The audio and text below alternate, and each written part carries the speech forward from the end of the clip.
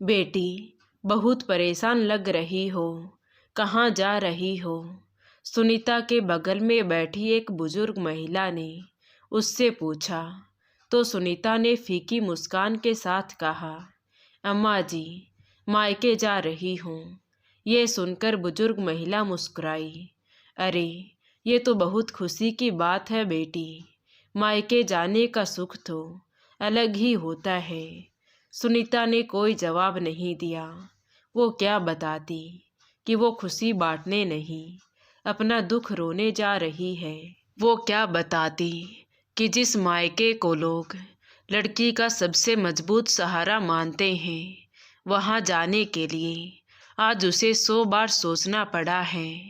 क्योंकि जब से उसके भाई रोहित की शादी रवीना से हुई थी, वो अपने परिवार और काम में इतना व्यस्त हो गया था कि महीनों तक अपनी बहन को फ़ोन ही नहीं करता।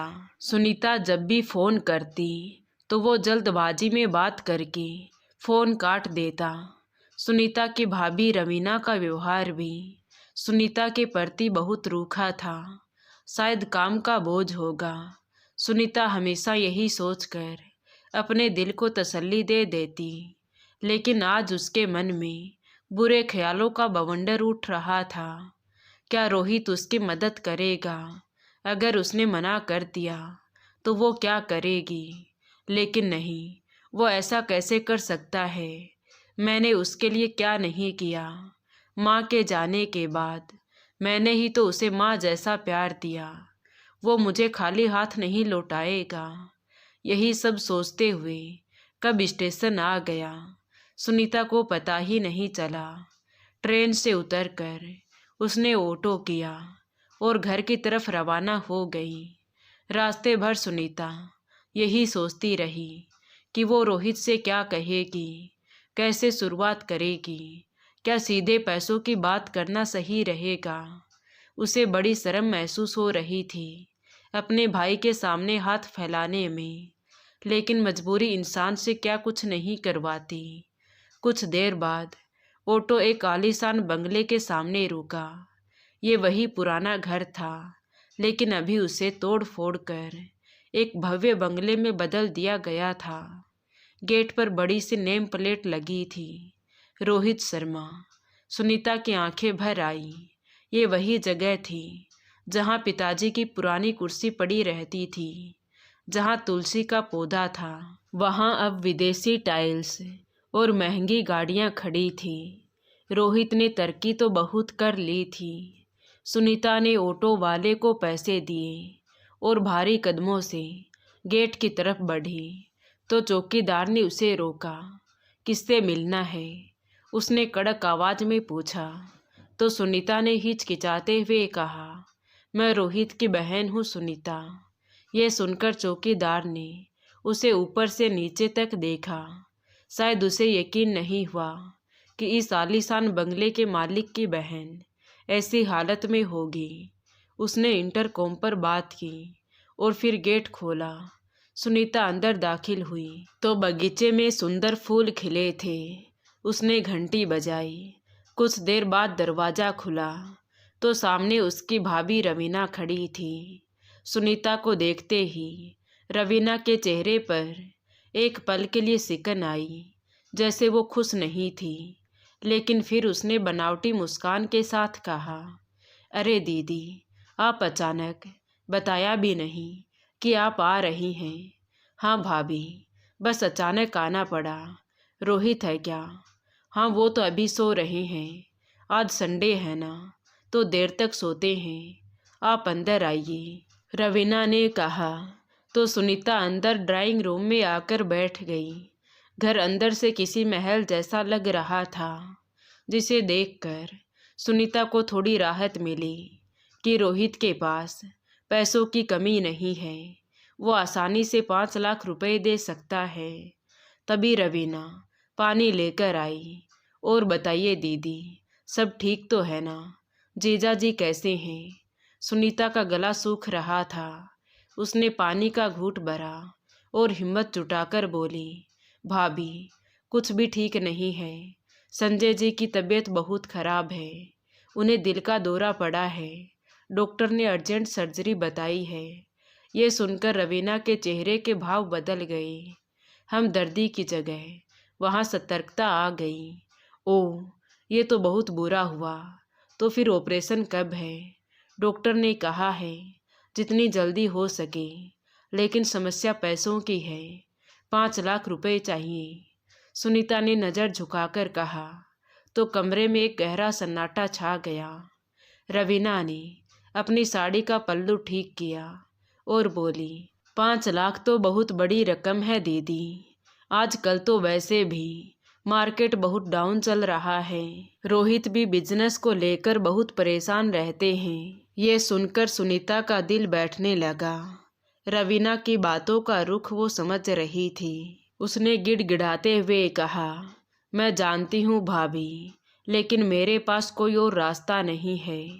अगर ऑपरेशन नहीं हुआ तो संजय मुझे 20 धार में छोड़कर चले जाएंगे। मुझे बस उधार चाहिए, मैं पाई पाई चुका दूंगी। तुम रोहित से बात करवा दो। तभी सीढ़ियों से रोहित के उतरने की आवाज़ आई। कौन आया है रवीना? उसने ऊपर से ही पूछा। तो सुनीता ने मुड़कर देखा। अपने भाई को देखकर उसकी आंखों में आंसू छलक पड़े। वो उठी और रोहित की तरफ बढ़ी। रोहित ठिठक गया। सुनीता को वहाँ देखकर वो भी चौंक गया। दीदी, तुम सब खैरियत तो है ना? सुनीता ने रोहित का हाथ पकड़ लिया। रोहित, मुझे तुम्हारी मदद चाहिए। तुम्हारे जीजाजी अस्पताल में हैं। उन्हें पैसों की सख्त ज़रूरत है। अगर तुम मदद नहीं करोगे तो मैं बर्बाद हो जाऊंगी। रोहित ने धीरे से अपना हाथ छुड़ाया और अपनी पत्नी रवीना की तरफ देखा। तो रवीना ने आंखों ही आंखों में उसे सब कुछ समझा दिया। तभी रोहित ने गहरी सांस ली और सोफे पर बैठते हुए बोला, बीमारी का सुनकर दुख हुआ दीदी, लेकिन आप तो जानती हैं अभी मैंने ये नया घर बनवाया है। बिजनेस में भी काफ़ी पैसा फंसा हुआ है। कैश की भी बहुत किल्लत है। ये सुनकर सुनीता सन्न रह गई। उसे अपने कानों पर विश्वास नहीं हुआ। रोहित, मैं तुमसे भीख नहीं मांग रही हूँ। ये वही घर है, वही जायदाद है जिसमें मेरा भी आधा हिस्सा है। मैंने वो सब तुम्हारे नाम कर दिया था। उस वक्त उसकी कीमत करोड़ों में थी। आज मुझे सिर्फ 5 लाख चाहिए, और वो भी उधार। क्या तुम अपनी सगी बहन के लिए इतना भी नहीं कर सकते? रोहित का चेहरा सख्त हो गया। उसने तल्खी से कहा, दीदी, गड़े मुर्दे उखाड़ने से क्या फ़ायदा? वो प्रॉपर्टी वाली बात तो 10 साल पुरानी हो गई। आपने अपनी मर्जी से साइन किए थे। मैंने ज़बरदस्ती तो नहीं की थी ना। और रही बात हिस्से की, तो शादी में पिताजी ने आपको कितना सोना दिया था, वो सब भी तो हिसाब में आएगा ना। अब आप इस तरह अचानक आकर इमोशनल ब्लैकमेल करेंगी तो कैसे चलेगा? भाई के मुंह से ये सुनकर सुनीता को लगा जैसे किसी ने उसे जोरदार तमाचा जड़ दिया हो। Emotional blackmail? वो भाई जिसके लिए उसने अपनी जवानी खपा दी, आज उसे ब्लैकमेल कह रहा था। सुनीता की आंखों के आंसू सूख गए। उसके अंदर कुछ टूट गया। शायद वो भ्रम टूट गया था कि खून के रिश्ते पैसे से ऊपर होते हैं। वो खड़ी रही। उसे समझ नहीं आ रहा था कि वो क्या जवाब दे। क्या वो अपने भाई को याद दिलाए कि कैसे उसने अपनी स्कॉलरशिप के पैसे उसे बाइक दिलाने के लिए दिए थे, या ये याद दिलाए कि कैसे माँ के कंगन बेचकर उसने उसकी बिजनेस में मदद की थी। लेकिन अब इन बातों का कोई मोल नहीं था। रोहित की आंखों में सिर्फ व्यावहारिकता थी, ममता या कृतज्ञता नहीं। तभी रवीना ने माहौल को और भी भारी बनाते हुए कहा, दीदी, आप गुस्सा मत होइए। हम देखते हैं, अगर कुछ हो पाया तो 10-20 हज़ार तो हम अभी दे सकते हैं, लेकिन लाखों का इंतजाम करना तो मुमकिन नहीं है। 10-20 हज़ार? सुनीता को हंसी आ गई, एक दर्द भरी हंसी। ये उसके ज़मीर की कीमत लगा रहे थे। सुनीता ने अपने आंसुओं को पोंछा और एक गहरी सांस ली। उसका चेहरा, जो अब तक लाचारी से झुका हुआ था, उसमें एक अजीब सा तेज आ गया था। उसने रोहित की आंखों में सीधे देखते हुए कहा, ठीक है भैया, मुझे समझ आ गया, गलती तुम्हारी नहीं, मेरी है। मैंने ये मान लिया था कि भाई का घर बहन का भी होता है, लेकिन आज तुमने मुझे ये सिखा दिया कि औरत का अपना कोई घर नहीं होता, ना मायका ना ससुराल, उसे अपनी छत खुद बनानी पड़ती है। कहते हुए उसने अपना बैग उठाया। अब वो वहाँ एक पल भी नहीं रुकना चाहती थी। उसने रोहित के उस भारी गेट को अपने पीछे बंद किया। लोहे के गेट के बंद होने की आवाज़ ने सुनीता के दिल पर एक गहरी चोट की, जैसे कि हमेशा के लिए उसके और उसके मायके के बीच एक दीवार खड़ी हो गई हो। बाहर चिलचिलाती धूप थी, सड़क पर गाड़ियां दौड़ रही थी, लेकिन सुनीता को अपने आसपास का कोई होश नहीं था। उसके आंखों से आंसू बह रहे थे, लेकिन इस बार ये आंसू कमजोरी के नहीं, बल्कि उस अपमान की आग के थे जो उसने अभी अभी अपने सगे भाई के घर में महसूस किया था। वो सड़क किनारे पैदल ही चलने लगी। उसके दिमाग में रोहित के वो शब्द गूंज रहे थे, इमोशनल ब्लैकमेल, घड़े मुर्दे। जिस भाई के लिए उसने अपनी खुशियां वार दी, आज उसके लिए बहन की अहमियत सिर्फ एक भिखारी जितनी थी। सुनीता को अपने आप पर गुस्सा आ रहा था। गुस्सा इस बात का नहीं कि भाई बदल गया, बल्कि इस बात का कि उसने अपने भाई से उम्मीद ही क्यों की। दुनिया का ये दस्तूर उसे पहले ही समझ लेना चाहिए था कि जब तक आपके पास देने के लिए कुछ है, तब तक ही रिश्ते हैं। जिस दिन आप मांगने वाले बन जाते हैं, उस दिन आप बोझ बन जाते हैं। चलते चलते उसके कदम एक पार्क के पास रुके। वो एक बेंच पर निढाल होकर बैठ गई। उसने अपना पर्स खोला और मोबाइल निकाला तो स्क्रीन पर अपने पति संजय की तस्वीर वॉलपेपर पर लगी थी। संजय का मुस्कुराता हुआ चेहरा देखकर सुनीता का दिल पसीज गया। उसे याद आया कि वो अस्पताल में जिंदगी और मौत से लड़ रहा है। डॉक्टर ने कहा था कि वक्त बहुत कम है। अगर आज शाम तक पैसों का इंतजाम नहीं हुआ तो सर्जरी नहीं हो पाएगी। सुनीता ने अपने आंसुओं को पोंछा और खुद से कहा, सुनीता, अब रोने का वक्त नहीं है। भाई ने तुझे ठुकरा दिया तो क्या हुआ, तू हार नहीं मान सकती। तुझे अपने पति को बचाना है, चाहे उसके लिए कुछ भी करना पड़े। उसने गहरी सांस ली और अपनी गर्दन पर हाथ फेरा। वहाँ एक सोने का पतला सा मंगलसूत्र था। ये उसकी शादी की निशानी थी, सुहाग की रक्षा का प्रतीक। लेकिन आज उसके सुहाग की रक्षा सोने की जंजीर से नहीं, बल्कि नोटों की गड़ियों से होने वाली थी। उसने एक पल के लिए भी नहीं सोचा। वो उठी और पास ही के बाजार में एक सुनार की दुकान पर गई। वहां जाकर अपने मंगलसूत्र को उतार कर काउंटर पर रख दिया। भैया, इसे बेचना है मुझे, अभी कैश चाहिए। तो सुनार ने उसे उठाया और बोला, बहन जी, सोना तो शुद्ध है, लेकिन वजन कम है। इसके लगभग आपको 50,000 मिलेंगे। 50,000? ज़रूरत थी 5 लाख की। सुनीता का सिर चकरा गया। उसने सोचा कि ये दवाइयों के काम आएंगे, लेकिन बाकी के पैसे कहाँ से लाई। वो दुकान से बाहर निकली। दोपहर हो चुकी थी, सूरज सर पर था। अब उसके दिमाग में बस एक ही रास्ता बचा था, जिसके बारे में सोचकर ही किसी औरत की रूह कांप जाए।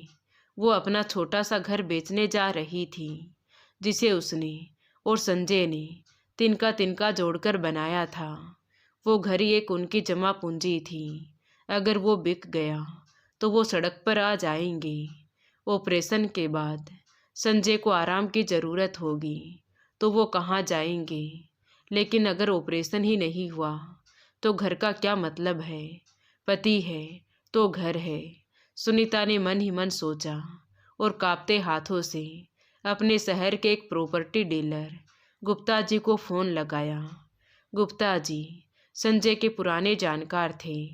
फोन उठाते ही सुनीता ने अपनी रुलाई को रोका और मजबूत आवाज में कहा, नमस्ते भैया, संजय की तबीयत बहुत खराब है। हमें पैसों की अर्जेंट ज़रूरत है। हम अपना फ्लैट बेचना चाहते हैं। गुप्ता जी चौंक गई। क्या कह रही हो भाभी? वो तो आपका एकमात्र सहारा है और इतनी जल्दी में बेचेंगे तो दाम भी सही नहीं मिलेगा। आप थोड़ा सोच लीजिए। सोचने का वक्त नहीं है भैया। संजय की जान खतरे में है। मुझे आज शाम तक 5 लाख रुपए चाहिए। आप बस इतना बताइए कि क्या आप आज पैसे दिलवा सकते हैं? मैं फ्लैट के कागज़ लेकर अभी आ सकती हूँ। गुप्ता जी सुनीता की मजबूरी समझ गए। प्रॉपर्टी डीलरों के लिए ऐसी मजबूरी एक मौका होती है, लेकिन गुप्ता जी भले इंसान थे, फिर भी व्यापार तो व्यापार है। उन्होंने कहा, इतनी जल्दी पूरा पेमेंट तो मुश्किल है, लेकिन मेरे पास एक पार्टी है जो इन्वेस्ट करना चाहती है। अगर आप बाज़ार भाव से 2 लाख रुपए कम में देने को तैयार हैं तो मैं अभी 8 लाख का चेक या आरटीजीएस करवा सकता हूँ। बाज़ार भाव से 2 लाख कम, यानी कि खून पसीने की कमाई का एक बड़ा हिस्सा मजबूरी के भेंट चढ़ने वाला था। लेकिन सुनीता के पास कोई विकल्प नहीं था। ठीक है भाई साहब, आप पेपर तैयार रखिए, मैं अस्पताल जा रही हूँ, आप वहीं आ जाइएगा। फ़ोन कटते ही सुनीता ने एक ऑटो किया और सीधे अस्पताल की तरफ भागी। रास्ते भर वो सोचती रही कि जब संजय ठीक होकर घर आएगा और देखेगा कि घर तो है ही नहीं तो उसे कैसा लगेगा। लेकिन उसने मन ही मन फैसला कर लिया था कि वो संजय को समझा देगी। जान रही तो जहान है। अस्पताल की गंध सुनीता के नाक में भर गई। वो आईसीयू के बाहर पहुंची। वहां डॉक्टर राउंड पर थे। सुनीता ने डॉक्टर को रोका। डॉक्टर साहब, पैसों का इंतजाम हो गया है, प्लीज़ सर्जरी की तैयारी कीजिए। डॉक्टर ने राहत की सांस ली। बहुत अच्छा मिसेज सुनीता, आप काउंटर पर पैसे जमा करवा दीजिए। हम 1 घंटे में ऑपरेशन शुरू करेंगे। थोड़ी देर में गुप्ता जी अस्पताल पहुंच गए। वो अपने साथ एक वकील और खरीदार को भी लाए थे। सुनीता ने बिना पढ़े साइन कर दिए। उन पेपरों पर साइन करते ही वो अपने ही घर से बेगानी हो गई थी। खरीदार ने सुनीता के अकाउंट में पैसे ट्रांसफ़र कर दिए। सुनीता भागी, कैश काउंटर पर गई। जब उसने रसीद कटवाई तब जाकर उसके सीने से वो भारी पत्थर हटा जो कल रात से उसे सांस नहीं लेने दे रहा था। ऑपरेशन थिएटर की लाल बत्ती जल गई। संजय अंदर था। बाहर सुनीता अकेली बेंच पर बैठी थी। अब उसके पास ना भाई का साथ था, ना गले में मंगलसूत्र और ना ही सर पर अपनी छत। वो पूरी तरह से खाली हो चुकी थी। लेकिन अजीब बात थी, इतना सब कुछ खोने के बाद भी उसे एक अजीब सी ताकत महसूस हो रही थी। उसने अपनी लड़ाई खुद लड़ी थी। उसने किसी के सामने गिड़गिड़ाने के बाद भी हार नहीं मानी थी। घंटे बीत गई। सुनीता की आंखें ऑपरेशन थिएटर के दरवाजे पर टिकी थी। तभी दरवाज़ा खुला। डॉक्टर बाहर आए और मुस्कुराकर कहा, ऑपरेशन सफल रहा। संजय जी खतरे से बाहर हैं। सुनीता वहीं फर्श पर बैठ गई और फूट फूट कर रोने लगी। ये खुशी के आंसू थे। उसकी तपस्या सफल हुई। उसने अपना सब कुछ खोकर अपने पति को पा लिया था। अगले दिन संजय को होश आया। उसे जनरल वार्ड में शिफ्ट कर दिया गया था। सुनीता उसके पास बैठी, उसका हाथ सहला रही थी। तभी संजय ने कमज़ोर आवाज़ में पूछा, सुनीता, पैसे का इंतजाम कैसे हुआ? तो सुनीता ने संजय के माथे पर हाथ रखा और झूठ बोल दिया, आप चिंता मत कीजिए, रोहित ने मदद की थी। मैंने कहा था ना कि मेरा भाई मुझे कभी मना नहीं करेगा। वो संजय को अभी ये बताकर परेशान नहीं करना चाहती थी कि उसका भाई उसके लिए मर चुका है, और ना ही वो ये बताना चाहती थी कि अब वो बेघर है। अगले कुछ दिन सुनीता ने अस्पताल में ही गुजारे, लेकिन असली चुनौती तो अब शुरू होने वाली थी। अस्पताल से डिस्चार्ज होने का दिन आ गया था। डॉक्टर ने दवाइयों की लंबी लिस्ट थमा दी और कहा कि अब इन्हें कम से कम 3 महीने पूरा आराम करना होगा। कोई तनाव नहीं, कोई भारी काम नहीं। सुनीता दवाइयाँ लेकर आई। एम्बुलेंस से वो घर नहीं, उस मकान की तरफ गई जो अब उनका नहीं था।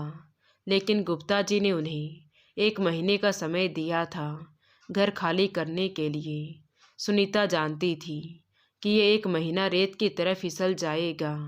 खैर, घर पहुंचने के बाद सुनीता संजय को बिस्तर पर लेटाने के बाद रसोई में खिचड़ी बनाने गई तो राशन भी खत्म होने वाला था।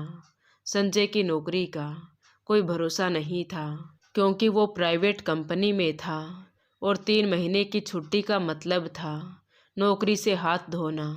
तभी उसका फ़ोन बजा। देखा तो उसकी भाभी रवीना का फ़ोन था।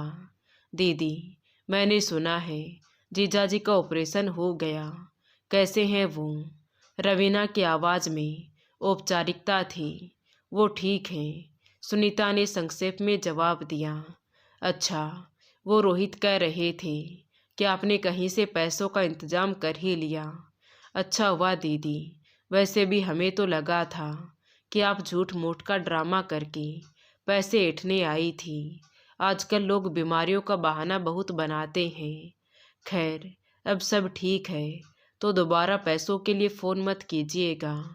रोहित बहुत नाराज़ था उस दिन आपके आने से। सुनीता के हाथ में फ़ोन कांपने लगा। उसके आंखों के सामने अंधेरा छा गया। मदद तो दूर, अब उसके दुख को ड्रामा बता रहे थे। उस दिन रोहित ने जो किया वो स्वार्थ था, लेकिन आज रवीना ने जो कहा वो क्रूरता थी।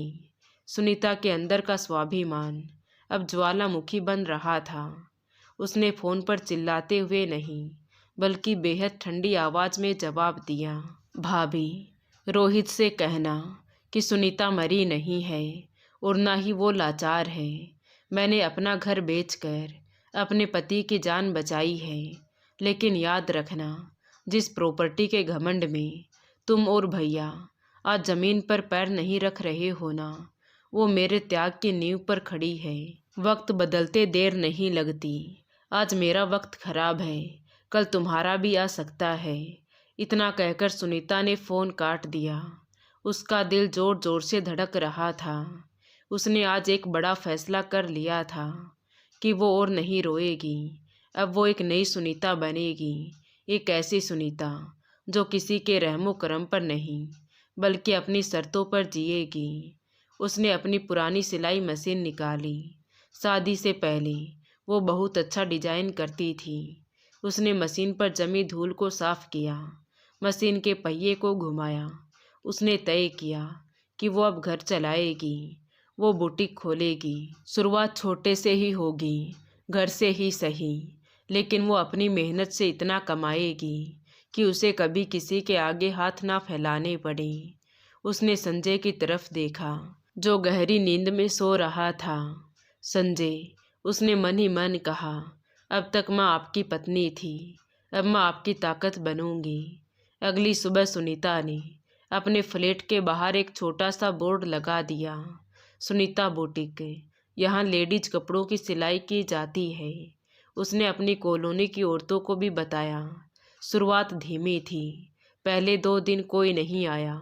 सुनीता दरवाजे की तरफ देखती रही, क्या उसकी ये कोशिश भी बेकार जाएगी? और सबसे बड़ी चिंता, 1 महीने बाद जब घर खाली करना पड़ेगा तो कहाँ जाएगी? तीसरे दिन शाम को घंटी बजी। सामने पड़ोस की मिसेज वर्मा खड़ी थी। सुनीता, सुना है तुम सिलाई कर रही हो, मेरी बेटी का स्कूल फंक्शन है, क्या कल तक ये सूट सिल दोगी? सुनीता की आंखों में चमक आ गई।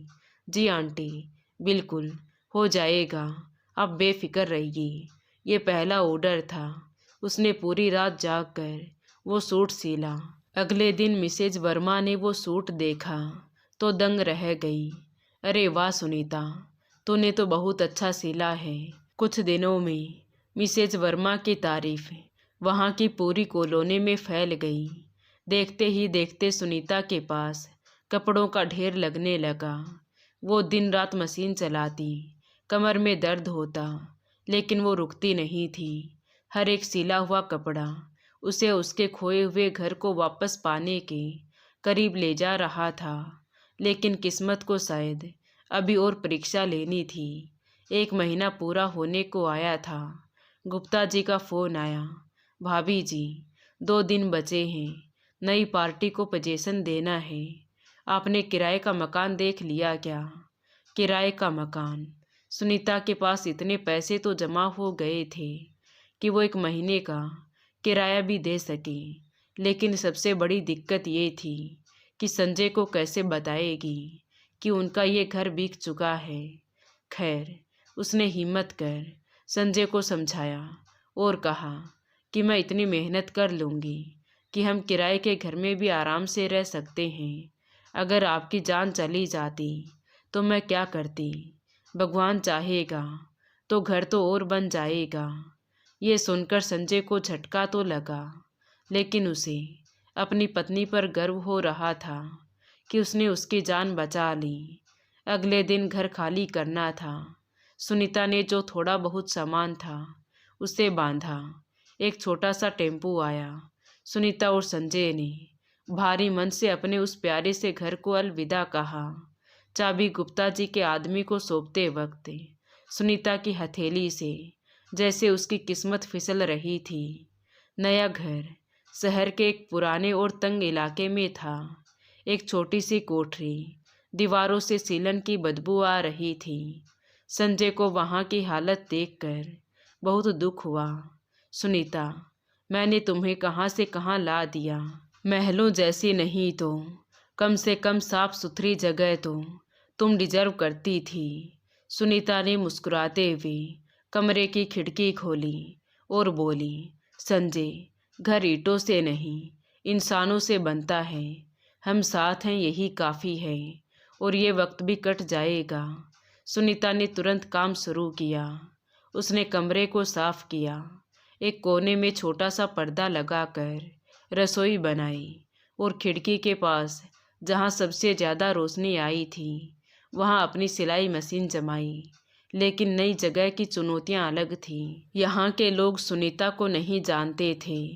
यहाँ की औरतें खुद सिलाई जानती थीं, इसलिए उन्हें बाहर से कपड़े सिलवाने की ज़रूरत कम पड़ती थी।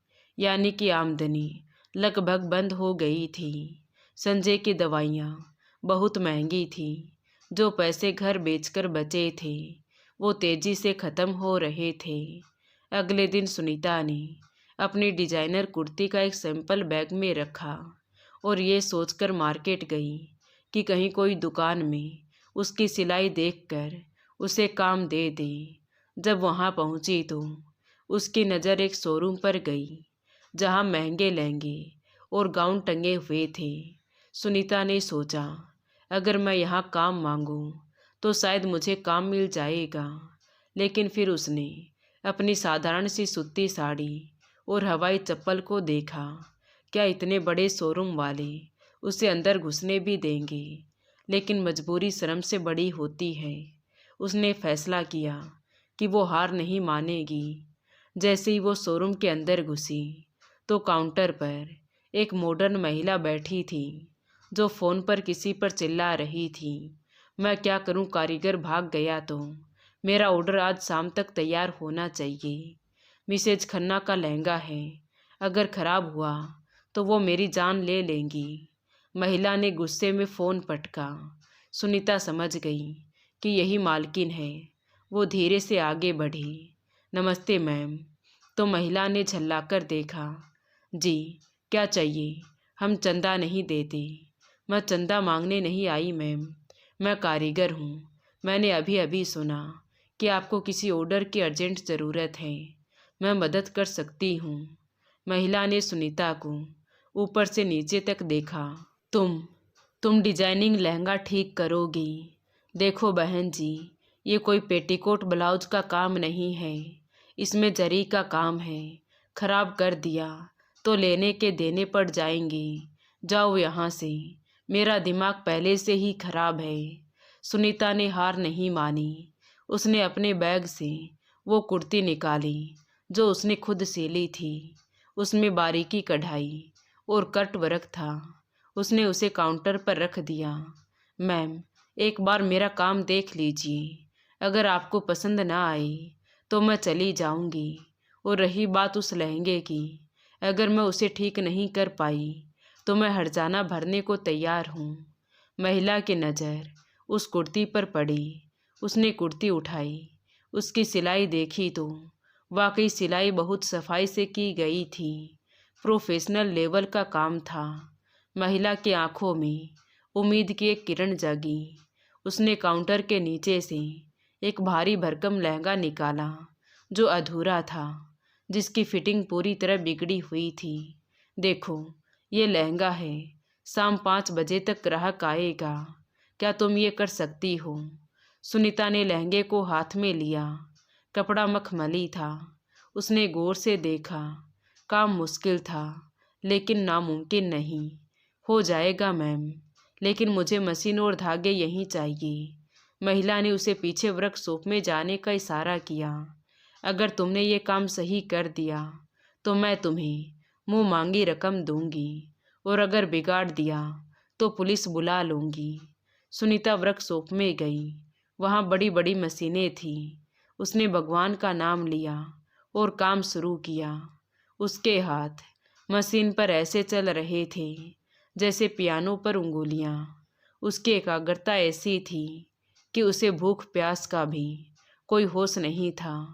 वो जानती थी कि ये सिर्फ एक लहंगा नहीं, उसके परिवार का भविष्य है। शाम के 4 बजे तक लहंगा तैयार था। उसने उसे हैंगर पर टांगा और बाहर लेकर आई। मालकिन ने लहंगा देखा। उसे हर कोने को बारीकी से जांचा। फिटिंग एकदम सही थी। मालकिन के चेहरे पर एक बड़ी मुस्कान आ गई। कमाल है, तुमने तो जादू कर दिया। मेरा पुराना कारीगर भी इतनी सफाई से काम नहीं करता था। मालकिन ने खुश होकर कहा। तभी शोरूम का दरवाज़ा खुला और एक बहुत अमीर दिखने वाली महिला अंदर आई। क्या मेरा लहंगा तैयार है? जी बिल्कुल। मालकिन ने लहंगा दिखाया तो वो औरत बहुत खुश हो गई। Thank you so much. उसके जाने के बाद मालकिन ने 2000 रुपये निकाले और सुनीता की तरफ बढ़ाते हुए कहा, ये लो तुम्हारी मेहनत है। तुमने आज मेरी इज्जत बचा ली। 2000 रुपये सुनीता के लिए ये रकम बहुत बड़ी थी। एक दिन में 2000। उसके आंखों में आंसू आ गए। शुक्रिया मैम। इतना कहकर सुनीता चलने लगी तो मालकिन ने कहा, रुको, मुझे एक परमानेंट कारीगर की ज़रूरत है। क्या तुम मेरे लिए काम करोगी? मैं तुम्हें हर महीने 30,000 सैलरी और हर पीस पर कमीशन दूंगी। 30,000 सैलरी। सुनीता को लगा जैसे उसके कानों में शहनाई बज गई हो। ये उसकी पिछली समस्याओं का अंत और नई जिंदगी की शुरुआत थी। जी मैम, मैं बिल्कुल करूँगी, सुनीता ने हाथ जोड़कर कहा और खुशी खुशी घर लौटी। उसके चेहरे पर एक विजयी मुस्कान थी। उसने रास्ते में संजय के लिए फल और अच्छी दवाइयाँ खरीदी। जब घर आकर उसने संजय को बताया तो संजय भी बहुत खुश हो गया। देखा संजय, मैंने कहा था ना कि वक्त बदलते देर नहीं लगती, सुनीता ने कहा। लेकिन कहानी अभी ख़त्म नहीं हुई थी।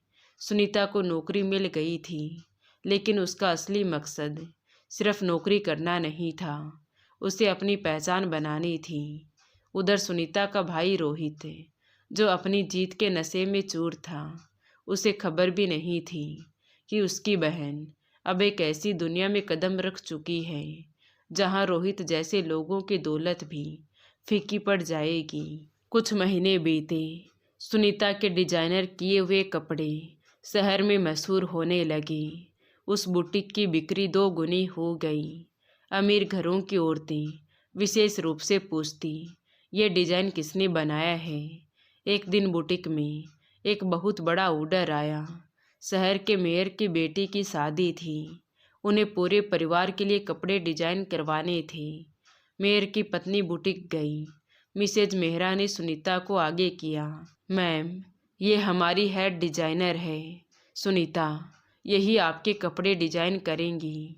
मेयर की पत्नी ने सुनीता को एक बड़ा कॉन्ट्रैक्ट दिया। ये कॉन्ट्रैक्ट सुनीता की ज़िंदगी बदलने वाला था। अगले दिन अखबार में सुनीता की फ़ोटो छपी, शहर की उभरती हुई फैशन डिजाइनर। उधर जब रोहित ने सुबह की चाय पीते हुए अखबार खोला और सुनीता की तस्वीर देखी तो अचानक उसके हाथ से कप छूट गया। रवीना, यहाँ आओ, वो ज़ोर से चिल्लाया।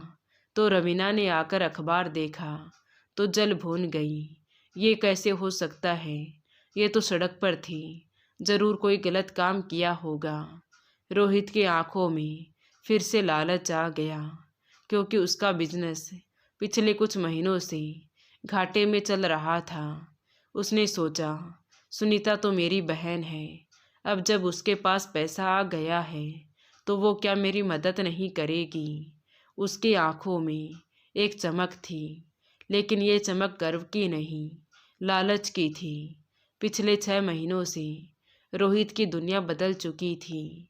जिस बिजनेस के घमंड में उसने अपनी बहन को अपमानित किया था, वो बिजनेस अब डूबने की कगार पर था। बाजार में मंदी और उसके गलत फैसलों ने उसे कर्ज में फंसा दिया था। रवीना, जो कभी सुनीता को हीन भावना से देखती थी, अब रोहित के सिर पर सवार थी। तुम्हें दीदी के पास जाना चाहिए। देखो, वो शहर की इतनी बड़ी डिजाइनर बन गई है, मेयर, कमिश्नर सब उसकी जान पहचान में हैं। अगर तुम उससे बात करोगे तो वो ज़रूर तुम्हारी मदद करेगी। रोहित को थोड़ी झिझक हुई। उसने कहा, लेकिन रवीना, हमने उसके साथ बहुत बुरा किया है, वो मेरी शक्ल भी नहीं देखना चाहेगी। अरे रोहित, औरतें दिल की नरम होती हैं, थोड़ा रोना धोना करना, राखी का वास्ता देना, पिघल जाएगी। रवीना ने चालाकी से समझाया। तो लालच में आकर रोहित तैयार हो गया। उसने अपनी सबसे पुरानी और साधारण सी शर्ट पहनी ताकि वो लाचार दिखे और सुनीता के बुटीक की तरफ चल पड़ा। जब वहाँ पहुँचा तो उसकी आंखें फटी की फटी रह गईं। वो कोई छोटी मोटी दुकान नहीं, शहर के सबसे महंगे इलाके में स्थित एक आलीशान शोरूम था। रोहित अंदर गया तो देखा कि सुनीता एक बड़ी सी कुर्सी पर बैठी थी और लैपटॉप पर कुछ काम कर रही थी। दीदी, रोहित ने दबे पांव अंदर घुसते हुए कहा। सुनीता ने सिर उठाया। उसकी आंखों में रोहित को देखकर कोई खुशी नहीं, बस एक शांत गंभीरता थी। उसने लैपटॉप बंद किया तो रोहित ने अपनी एक्टिंग शुरू की। उसकी आंखों में बनावटी आंसू आ गई। मुझे माफ़ कर दो, मैं बहुत शर्मिंदा हूँ। उस दिन जो भी हुआ वो रवीना के बहकावे में आकर हुआ था। मुझे बाद में बहुत पछतावा हुआ। मैं तो तुम्हें ढूंढने भी आया था, लेकिन तुम पुराना घर छोड़ चुकी थी। सुनीता खामोशी से उसे सुनती रही। उसके चेहरे पर कोई भाव नहीं था। रोहित ने बात आगे बढ़ाई। दीदी, हमारा परिवार बिखर गया है। पिताजी की आत्मा को कितना दुख हो रहा होगा। चलो हम पुरानी बातें भूल जाते हैं। मैं चाहता हूँ कि हम फिर से एक हो जाएं। और दीदी, सच कहूँ तो मेरा वक्त बहुत ख़राब चल रहा है। बिजनेस ठप हो गया है, घर नीलाम होने वाला है। मुझे तुम्हारी मदद की ज़रूरत है। अगर तुम कुछ आर्थिक मदद कर दो तो मैं तुम्हारा एहसान जिंदगी भर नहीं भूलूंगा। सुनीता ने सख्त लेकिन शांत स्वर में कहा। रोहित, तुम्हें याद है जब मैं तुम्हारे घर आई थी, जब मेरे पति मौत से लड़ रहे थे, तब तुमने कहा था कि मैं इमोशनल ब्लैकमेल कर रही हूँ। तुमने मुझे मेरे पिता के घर से बेइज्जत करके निकाला था। दीदी, मैंने गलती की। रोहित गिड़गिड़ाया। गलती नहीं, वो तुम्हारा चुनाव था। सुनीता ने सख्त आवाज़ में कहा। तुमने पैसे को रिश्ते से ऊपर चुना था और आज तुम यहाँ इसलिए नहीं आए हो कि तुम्हें अपनी गलती का एहसास है, बल्कि तुम इसलिए आए हो क्योंकि तुम्हें फिर से मेरी ज़रूरत है। तुम तब भी व्यापारी थे और आज भी व्यापारी हो। रोहित का चेहरा पीला हो गया। तो क्या तुम अपने भाई को सड़क पर छोड़ दोगी? क्या राखी का यही फर्ज है? सुनीता अपनी कुर्सी से उठी और बोली, राखी का फर्ज एक तरफ नहीं होता रोहित। जब भाई भाई होने का फर्ज भूल जाए तो बहन के लिए वो रिश्ता वही ख़त्म हो जाता है। तुमने उस दिन सिर्फ मेरा अपमान नहीं किया था, तुमने मेरे भरोसे का कत्ल किया था। और रही बात मदद की, सुनीता ने अपने पास से चेक बुक निकाली। रोहित की आंखों में उम्मीद की चमक आ गई। सुनीता ने चेक पर कुछ लिखा और उसे रोहित की तरफ फेंक दिया। रोहित ने लपक कर चेक उठाया, लेकिन रकम देखकर वो सन्न रह गया। चेक पर लिखा था 500 रुपये। ये क्या है दीदी? रोहित ने कांपती आवाज़ में पूछा। ये वही किराया है रोहित, जो उस दिन मेरे पास नहीं होता तो मैं तुम्हारे घर से वापस स्टेशन नहीं जा पाती। सुनीता ने कहा, मैं तुम्हें खाली हाथ नहीं जाने दूंगी, क्योंकि मैं तुम्हारी तरह नहीं हूँ। ये 500 रुपये रखो। और रही बात तुम्हारे घर और बिजनेस की, तो उसके लिए तुम्हें वही करना होगा जो मैंने किया है, मेहनत और संघर्ष से। इसलिए बैसाखियाँ ढूंढना बंद करो और अपने पैरों पर चलना सीखो। दीदी, तुम इतना पत्थर दिल कैसे हो सकती हो? रोहित चिल्लाया। पत्थर दिल मैं नहीं बनी रोहित, सुनीता ने उसके आंखों में देखते हुए कहा। मुझे हालात ने फौलाद बना दिया है। अब जाओ, मुझे काम है। और हाँ, अगली बार भाई बनकर नहीं, एक इंसान बनकर मिलना। शायद तब मैं तुम्हें पहचान पाऊँ। रोहित के पास अब कहने को कुछ नहीं था। वो जानता था कि सुनीता अब वो सुनीता दीदी नहीं रही जिसे वो अपनी बातों में फंसा लेता था। वो सर झुकाकर हाथ में 500 का चेक लिए बाहर निकल गया। उसे आज अपनी औकात और सुनीता की अहमियत दोनों का एहसास हो चुका था। उस शाम सुनीता ने संजय को बताया कि रोहित आया था, तो संजय ने पूछा, तो तुमने क्या किया? सुनीता ने मुस्कुराते हुए कहा, मैंने उसे वो दिया जिसकी उसे सबसे ज़्यादा ज़रूरत थी, एक सबक। मैंने उसे माफ़ कर दिया संजय, अपने मन की शांति के लिए। लेकिन मैंने उसे अपनी ज़िंदगी में दोबारा जगह नहीं दी, क्योंकि माफ़ करना हमारा धर्म है, लेकिन धोखेबाज पर दोबारा भरोसा करना बेवकूफ़ी है। 1 साल बाद शहर के टाउन हॉल में business women of the year का अवार्ड समारोह चल रहा था। मंच पर सुनीता का नाम पुकारा गया। तालियों की गड़गड़ाहट से पूरा हॉल गूंज उठा। सुनीता ने माइक संभाला और बोलना शुरू किया। एक वक्त था जब मुझे लगा था कि मेरा सब कुछ ख़त्म हो गया है, मेरा घर, मेरा परिवार, मेरी उम्मीद। लेकिन उस अंधेरे ने मुझे मेरी असली ताकत से मिलवाया। मुझे ये समझाया कि एक औरत की सबसे बड़ी ताकत उसका आत्मसम्मान और उसका हुनर होता है।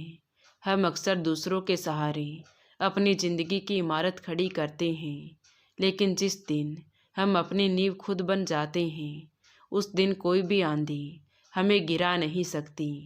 सुनीता ने अपनी बात ख़त्म की। ये अवार्ड उन सभी महिलाओं के लिए है जो टूटकर बिखर जाती हैं, लेकिन फिर उठ खड़ी होती हैं। याद रखिएगा, आपका सबसे बड़ा सहारा आप खुद हैं। सुनीता मंच से नीचे उतरी और संजय के गले से लग गई। उन्होंने अपनी मेहनत से एक नया घर खरीदा, जो उसके भाई के घर से कहीं ज़्यादा सुंदर था, क्योंकि वो घर प्यार और स्वाभिमान की ईंटों से बना था।